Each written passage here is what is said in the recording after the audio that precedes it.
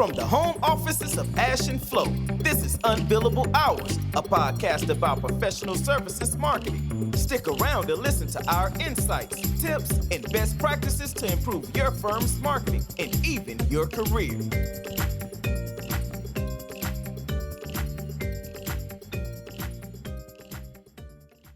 Welcome to this episode of the Unbillable Hours podcast. With us today is Bob Buday, who's the founder of Buday Thought Leadership Partners and the author of the recently published book, Competing on Thought Leadership, right? You're also, I think, I noted here, you are of CSC and CSC Index and Bloomberg Group fame, Bob. I don't know if you want that in your introduction as well. Fame or infamy, right? We'll see. Great to be here, guys. Yeah, and we just wanted, so we, as Ash said before we hit record, we saw your comments, you saw the ramp up of the launch of the book on LinkedIn, and we wanted to get a chance to ask you some questions about it. So really appreciate you're here today. Sure, it's a pleasure. And I wanted to start, and I've seen you comment on this on LinkedIn and some podcasts, on this notion that there's a real gold rush, I think is the phrase you use in the book, right? Of thought leadership. Yes. Everybody's doing it. Everybody's picking up on it. Can you maybe reiterate for the listeners what you mean by that? And then maybe also, what are the implications of this? Yeah. You've been in this discipline for a very long time. How is it changing now that there's a gold rush about it?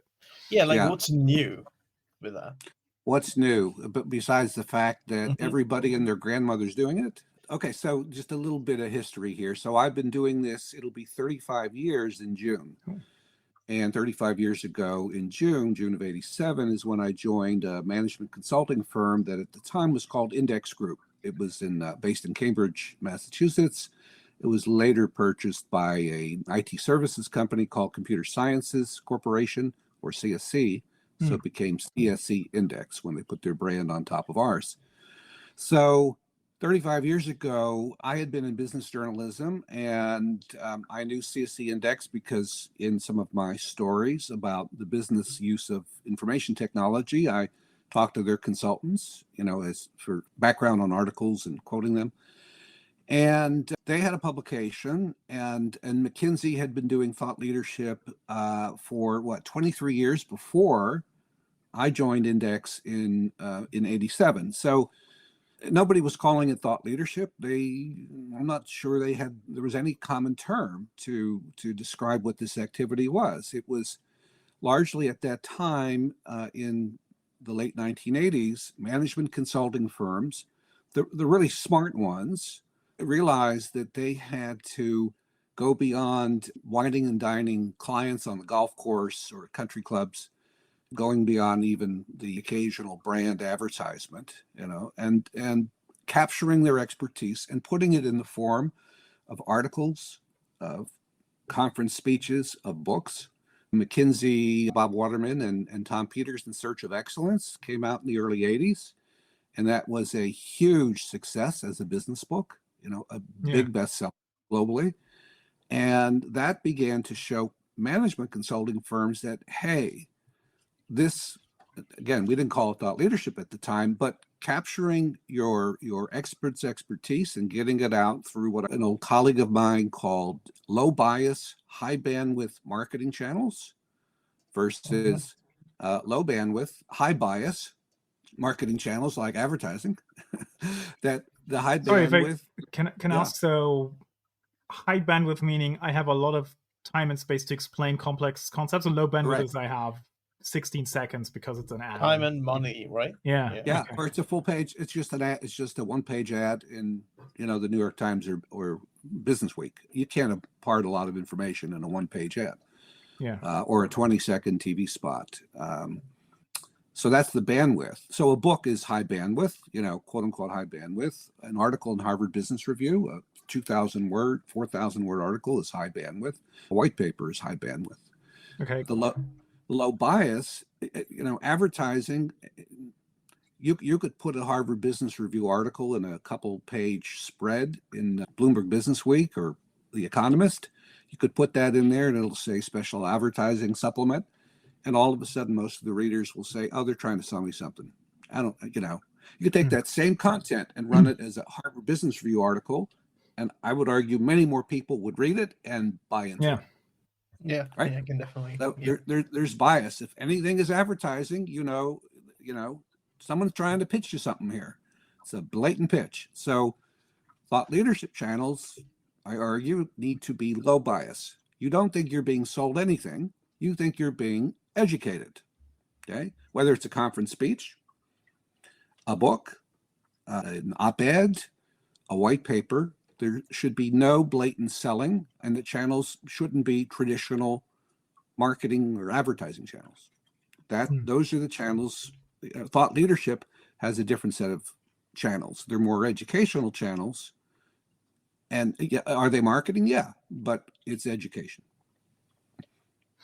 All right, and now other industries have hopped onto this. I loved your phrase with the gold rush, because that struck a nerve with me, because a couple of years back, I was doing a study, as you do, a major piece of research work to come out, having to do with the industry 4.0, as we call it here in Germany, right? The digitalization of industry. And that particular project, although the research was fine, sort of flopped on us, because just 2 weeks before we published, a major German bank came out with a study to the same topic, and theirs was much bigger. Like, they had a larger sample size, they had like tons of ways of slicing and dicing it. They had interactive charts on the web. Like, everything was like similar to what we did, but 2 times better. That's when I realized, what, banks are doing this now? Like, the guy, like, what is this? So yeah, I was on the receiving end on some of that gold rush, I think. I have a question to ask because of that. Because our viewers, listeners would like this. It's like, why is the gold rush now? I think the gold rush is because this little cozy island of thought leadership that the management consulting industry used to live on, and they were the only natives on the island, has been discovered by other sectors, and it's just been discovered as a place when, if you do it well, and a lot of people don't do it well, but if you do thought leadership well, it generates leads and eminence and revenue and higher profitability, because you can get more for your expertise if you're known to be the leading expert or a leading expert in your domain. So I think it's, the island's been discovered, and it is now starting to be discovered. It was discovered, I would argue, in venture capital in a formal way when Andreessen Horowitz got into business in 2009, and Mark Andreessen said, well, we don't have a portfolio of companies that we back because we're a new VC firm. We can't really operate on that basis. My founder and I, Ben Horowitz, they had come from Netscape and another company, so they could look at that and say, well, look, we've been in very successful venture-funded companies, but we don't have our own portfolio companies. So we have to, we have to let the world know we're in business as a venture capital firm on a different basis, and that is, we think we're smarter about how information technology is changing the world and will change the world over the next decade, which is the last decade. And if you look at what they've done thought leadership wise, I think it's been brilliant. That's an interesting case study. Yeah. And just one more for you, Bob, because you mentioned if you do this well, the thought leadership.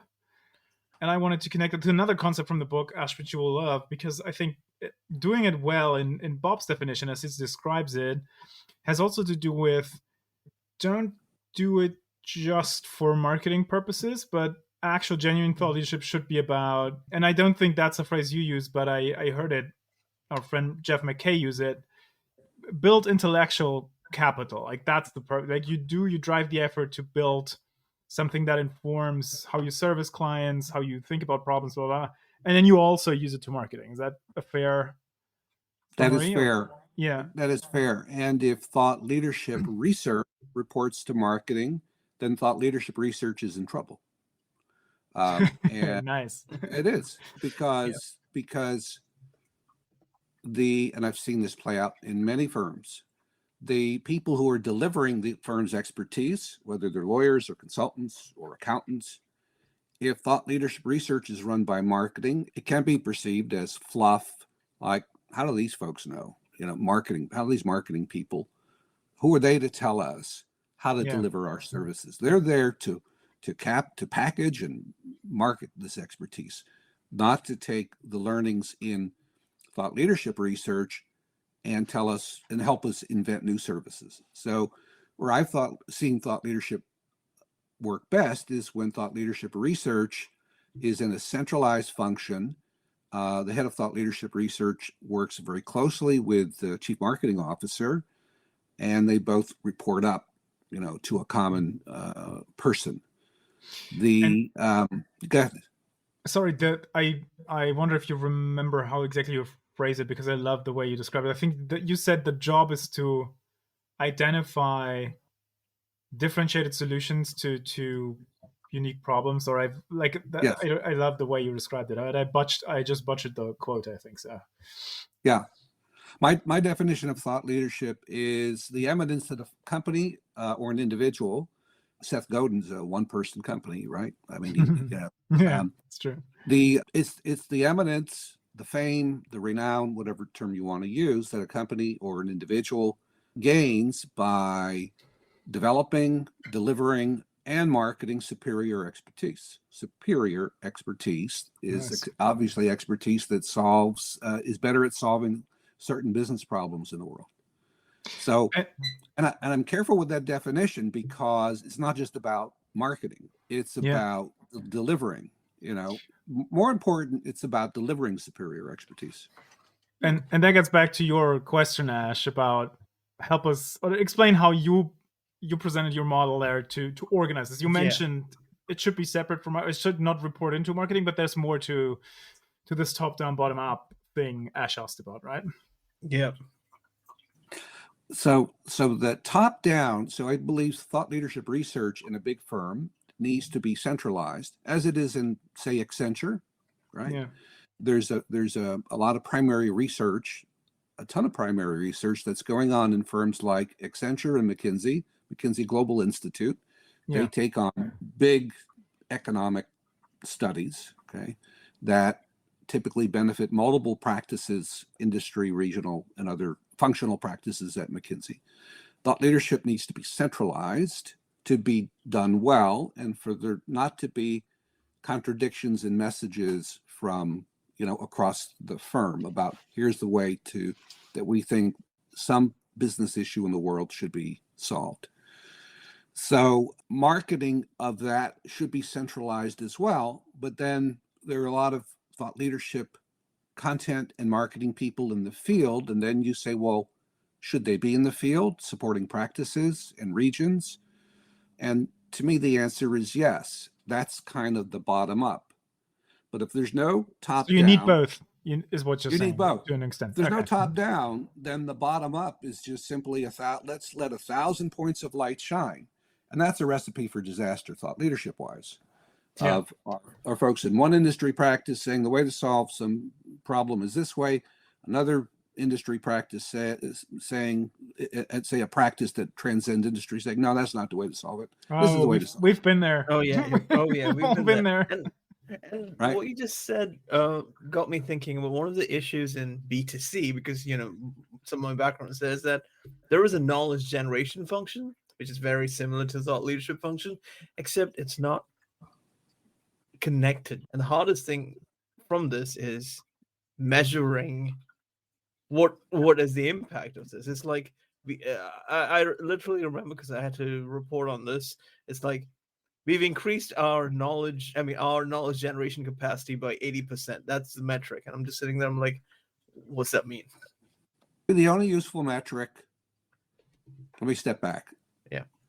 If a company is trying to measure its return on thought leadership, to me, it says it doesn't believe in thought leadership. It's hoping that thought leadership is going to do something beneficial, but it's not sure. And so until they get some metrics that it's, for every $1 invested in thought leadership, content development and marketing, it gets a 3 times return. If it's putting scrutiny on that to me says they don't really believe in thought leadership. They're skeptical. That's not a good place to be. If you're measuring thought leadership to understand why does some content and some marketing of that content do much better than other? And let's try to understand, why one campaign got a 10 times return on the investment and another got a, one-time return. Then that's a useful use of metrics to say, all right, so what did that campaign that got the 10 times return, what did they do differently than the one time? But at some point when firms do this right, and, firms like Accenture, Tata Consultancy Services, McKinsey, Bain, Boston Consulting Group, they're not measuring the return. They're trying to figure out how to improve their thought leadership and the marketing behind it. And there's another debate that rages in thought leadership that you probably have seen about, well, if we are going to measure the return on thought leadership, then what should we be measuring? Is measuring downloads? Is that some sign of return? And I think ultimately thought leadership has to move the needle on revenue and profit. Yeah. I've heard marketers say, well, thought leadership should not be measured on contribution to revenue and profit. And I say BS to that. Agreed. That to me is a marketer who's afraid of being found out. Yeah. So, but the keyword there is ultimately, though, because there's a latency to that, or there's a delay, right? It's not, you don't flip the switch, start the program, and then year one you have huge, that's right. Great increases. It's like you shouldn't even measure it by the individual pieces. Exactly like you say. I would say give yourself 2 years, right? And then make a comparison to a look back window and see, did we bring in more revenue? Did we have shorter sales cycles? Are there other metrics we could maybe grapple? Yes. And do we see an incremental increase there? So if we expected some organic growth, do we see something on top of that? And if that correlates roughly with how much more you invested in marketing for the thought leadership angle, I'd say you're fine. But that's the level of sort of back of a napkin approach that I try to take. And then, of course, there's people who say that's not good enough, right? It's too imprecise But I think that's how it works. No, I completely agree with you, Bob, that the marketers who don't want to connect the sales and marketing funnels are essentially quite, scared of the output. It's pretty much like having a 1,000,000-mile long pipe, and when you push it on one end, it'll take a while, like you said, before it comes at flow, but it's still what you put in on one end will come out in the other, even if it's slow. And I think Ash, is your background is B2C, right? Consumer marketing. So my brother Tom was a global head of marketing and communications at Nestle in Vevey. He retired last summer. So I can't imagine a firm like Nestle or Procter & Gamble saying, we're not sure that, overall we should be marketing. I don't think they're having those discussions, are they? and I think, and I love this. And I was going to call out what you said a bit earlier there for the listeners again, to take note of that point, because I think, Bob, you're exactly right. As marketers playing in thought leadership, you shouldn't even take the stance of having to justify it, because it's been well proven. It's been well proven.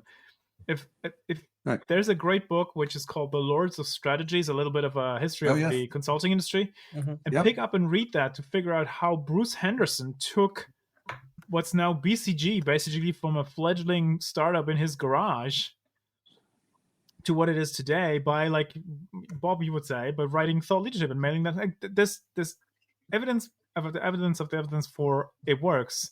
So I really love this point, and I think people should adopt that attitude you just said there, Bob, and say, definitely do measure, link it to business results, but from a high confidence starting point, and then use the metrics to improve, but not, your focus shouldn't be on, oh my God, I got to justify this 6 months in, or they'll cancel my initiative. If you're working in that kind of place, maybe find a different place. Exactly. Yeah, maybe you're in the wrong place.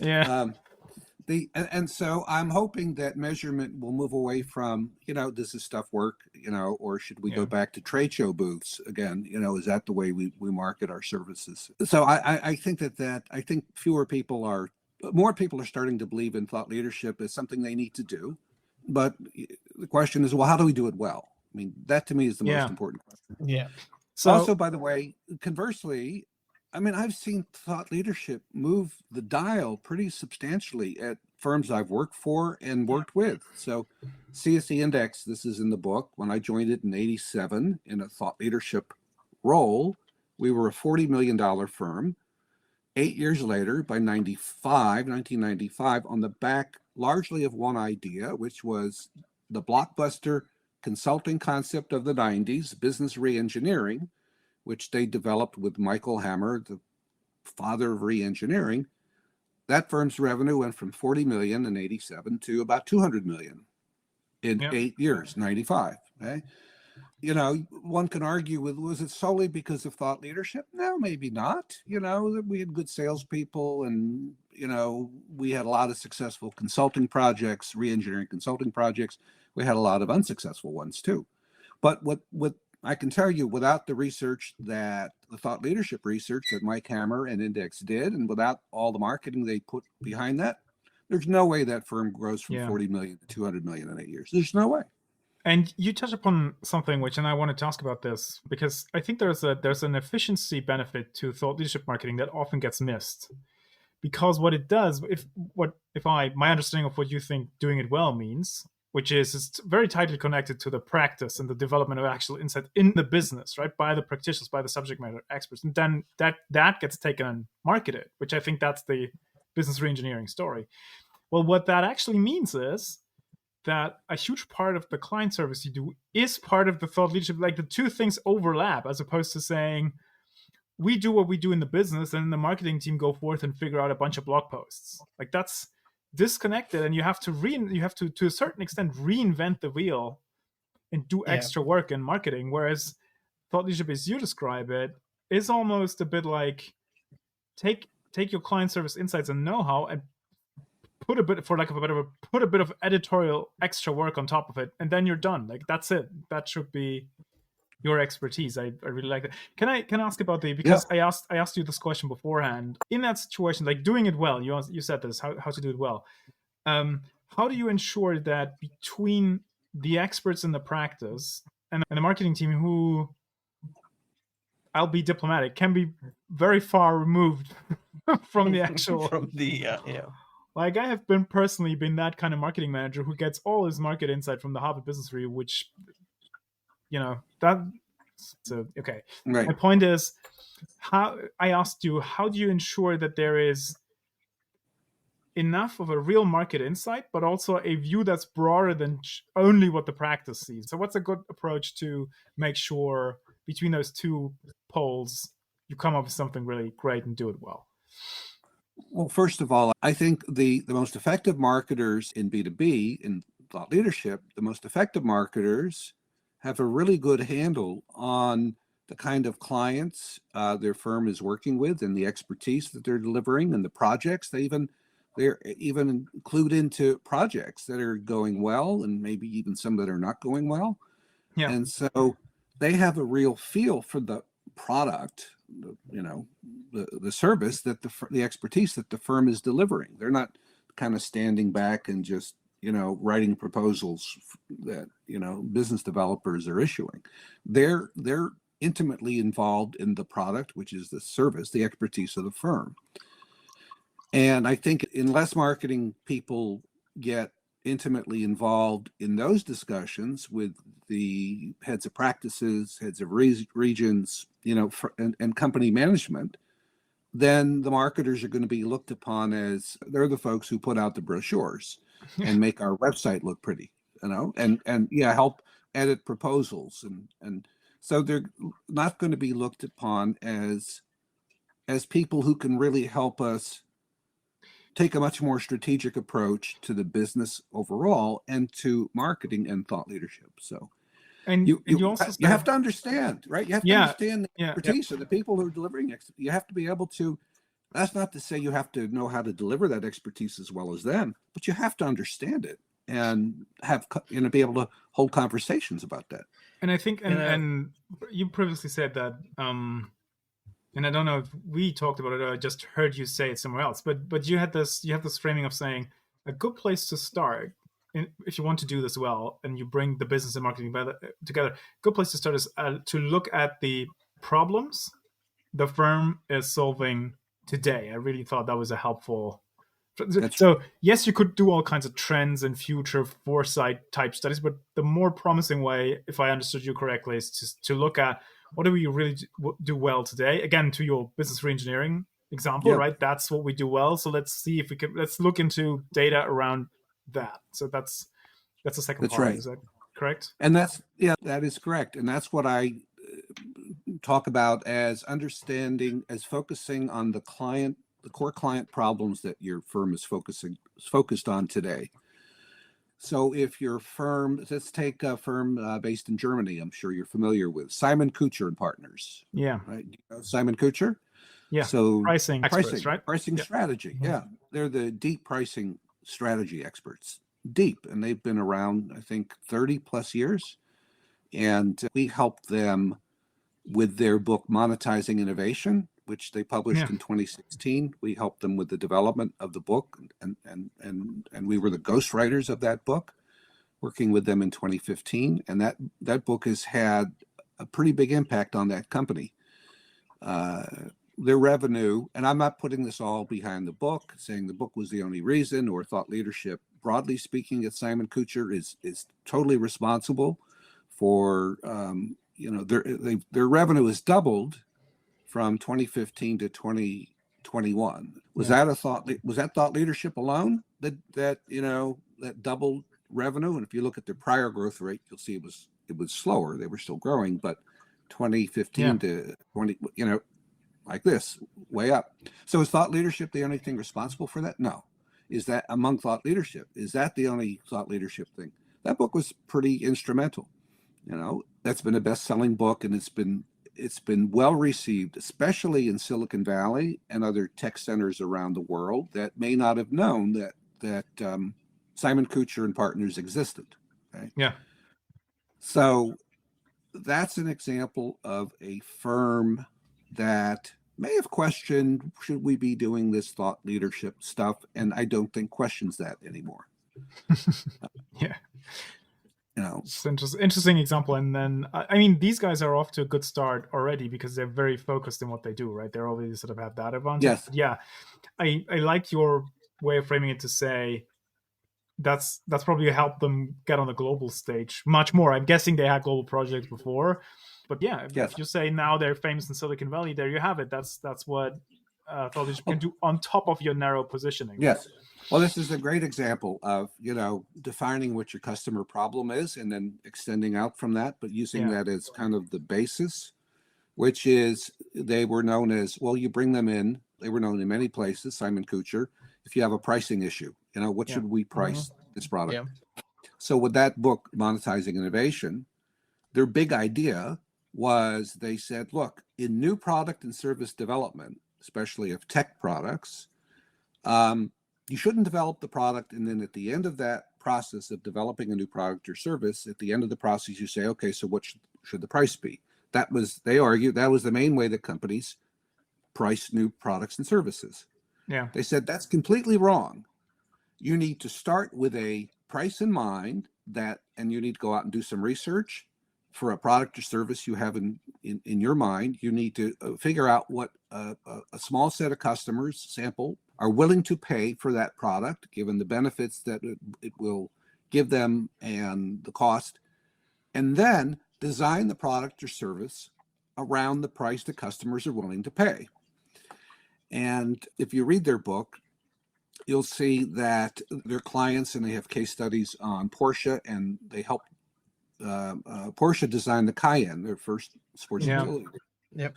Simon Kucher will say a lot of companies, when they leave pricing last in the product design process, they'll wind up either overpricing it and the product is a flop because it's way too pricey, or they underprice it because they didn't realize that customers are willing to pay a lot more for the value of this new product or service. Yeah, Okay?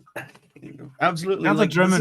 That's a favorite German story as well, by the way, the Porsche one, because I think Porsche felt the price could be X. They were like, okay, that's the cost to make the thing. Margin expectations are so and so many %. And then Simon Kucher came in and told them effectively you could charge double that. I'm making up the numbers, but they found that there's huge there's huge uplift in the stuff. But if we think about that Simon Kucher example, Yeah. okay, Yeah. pricing strategy firm, right? Doesn't matter what industry you're in, what company, will come in, you Yep. have a pricing question, we'll solve it. What that IP around monetizing innovation, how to price innovation, what that IP enabled them to do in that book is to change the conversation and to rethink their services, I would argue. So all of a sudden, now they're known as a product and service innovation expert, right? Yep. Yeah. We need to bring Simon Kucher in, not at the end of, we've already developed this new product. Now let's let these guys at Simon Kucher figure out how to price it. No. We need to bring them in at the very front end of the product or service innovation process, right? So this pricing strategy firm is now known as not just that, a pricing strategy firm. They're a product and service innovation firm.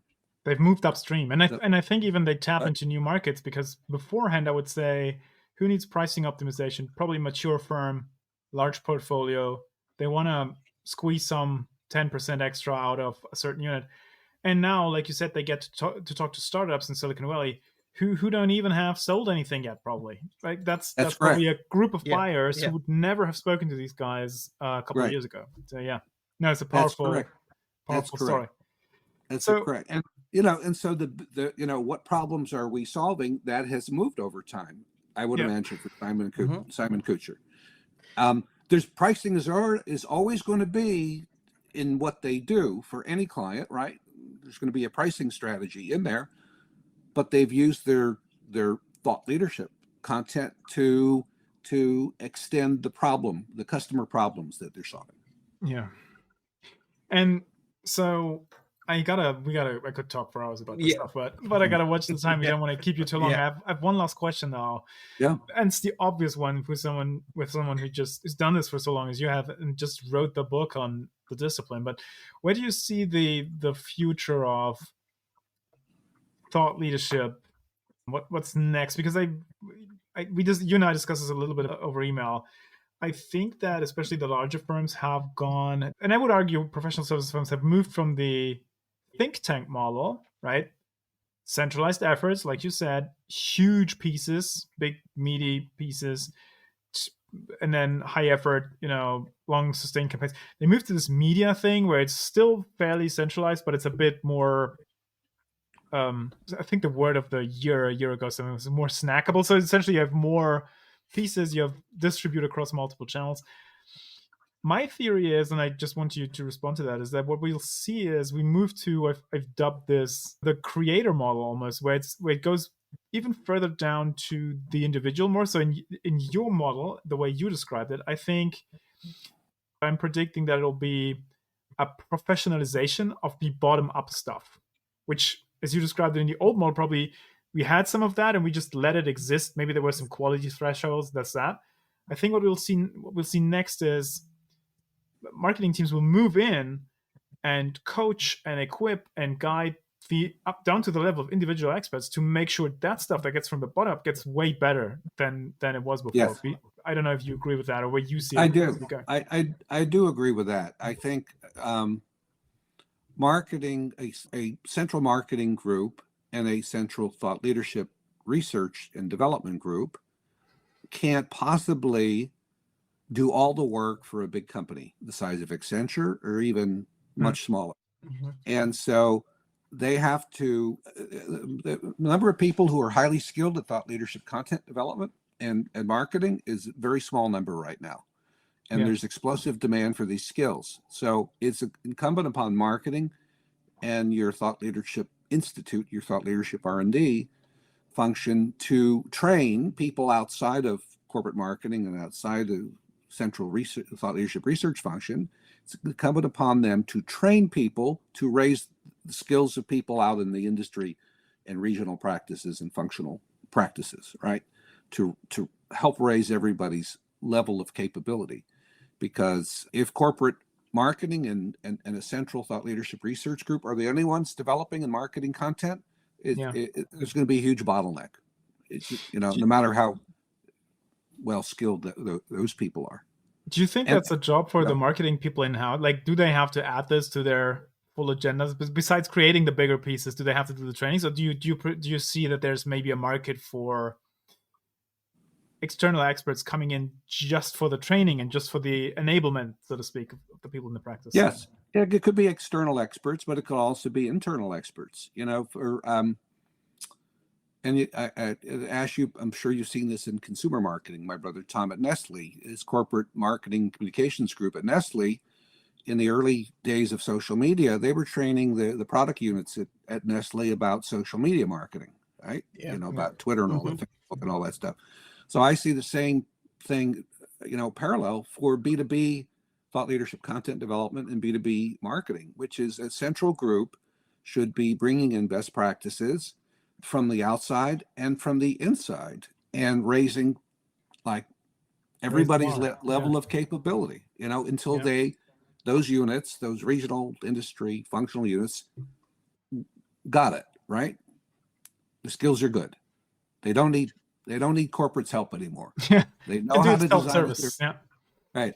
They don't need ghostwriting help. They have mastered it. But so marketing people and marketing functions can play a big role in that by having people internally. And I think every marketing function needs capable thought leadership, content development, and marketing people internally that they can't outsource the whole thing, or else they're just never going to build up the skills. Yeah. And there's a risk of that you have to get on top of this stuff because we had the pandemic. So every consultant who had some time over now has a ring light and a camera and all kinds of tools. Like people will use this stuff and do it anyways. So if you want to have some chance of governance and all, you may totally allow them to, even encourage them, but sort of also provide the guidance to make sure it does what you need to do it for the firm. And they are. And we had a client a couple of years ago at my previous firm. A big consulting firm came to us and said, "This partner, can you edit his stuff? He's posting on LinkedIn directly. We're a little worried about some of the stuff he's can you edit his stuff?" And we said, "Sure, we can." And so, but that's kind of a microcosm of, unless there's a company edict of nobody can post anything until marketing blesses it. Yeah, no, that's not the way to do it, though. Yeah. No, I mean, you don't want to keep people down. And there's a lot of very smart consultants or lawyers or whoever it is in your firm who should be posting, but they could get the firm into trouble. And every firm has those loose cannons, right? Or the rainmakers. And they're actually good. So you want them to do their thing, but there's also, like you said before, there's also then the conflicts with messaging in those places. So yeah, that'll be an interesting puzzle, especially for the colleagues or the listeners in bigger firms. But I totally see that coming, like the rise of the individual thought leaders, so to speak, and what to do with those. I mean, that's always been there, but I'm expecting it to explode. Well, they can be marketing's best friend too, right? Because especially if they're highly skilled at writing. And you don't want to kind of douse the flames, douse the interest in being a thought leader. Sure. So, no, I think this is a great decade to be in this profession of thought leadership and to be in every aspect of this profession. Yeah. If you believe, as I do, that thought leadership has just been discovered by private equity, venture capital, although they're a little ahead of private equity, but we see signs that even private equity firms are starting to do this stuff. Consultants have been doing it for decades. IT services firms have been doing it for decades. The lawyers have woken up, the accountants as well.